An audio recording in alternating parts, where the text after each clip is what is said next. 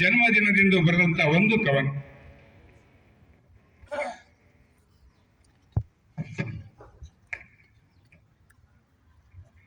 ನನ್ನ ಹೆತ್ತಾಕೆಯ ಹುಟ್ಟುಹಬ್ಬ. ನನ್ನ ಹೆತ್ತಾಕೆಯ ಜನ್ಮದಿನವಿಂದು. ನನ್ನಪ್ಪನ ಮನದರಸಿಯ ಹುಟ್ಟುಹಬ್ಬವೆಂದು. ನನ್ನ ಅಜ್ಜನ ರಾಜಕುಮಾರಿಯ ಜನ್ಮದಿನವೆಂದು. ನನ್ನ ಅಜ್ಜಿಯ ಮುದ್ದು ಗೊಂಬೆಯ ಹುಟ್ಟುಹಬ್ಬವೆಂದು.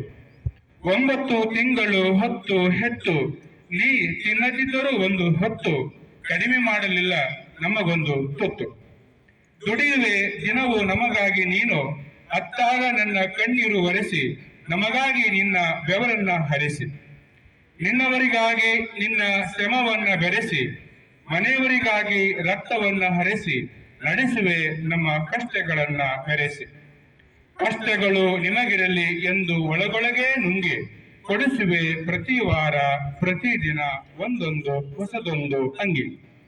ದೇವರು ಕೊಟ್ಟನು ಸಹನೆಯನ್ನು ನಿನಗೆ,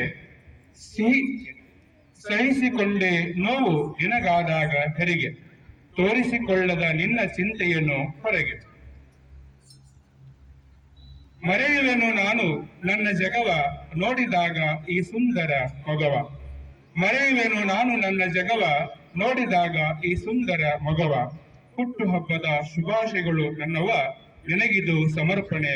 ನಾ ಬರೆದೆ 101 ಪದವ, ನಾ ಬರೆದೆ 101 ಪದವ. ಇದು ಆ ಮಗು ಅವರ ತಾಯಿ ಬಗ್ಗೆ ಬರೆದಂತಹ ಒಂದು ಕವನ.